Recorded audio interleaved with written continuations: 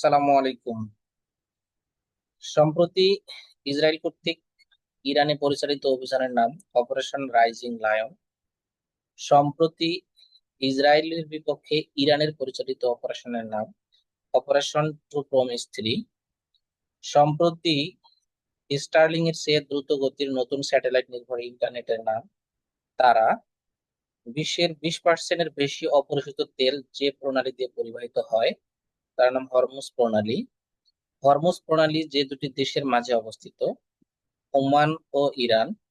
সম্প্রতি দেশে করোনা ভাইরাসের যে সাব ভ্যারিয়েন্ট গুলো ছড়িয়ে পড়েছে সেগুলোর নাম Omicron LL7, Omicron JN1, Omicron XFG। ইসরায়েলের পার্লামেন্টের নাম নেসেট। নেটজারিয়াম করিডোরটি যে দেশে অবস্থিত সেটা হচ্ছে ফিলিস্তিন বা ফিলিস্তিনের গাজা।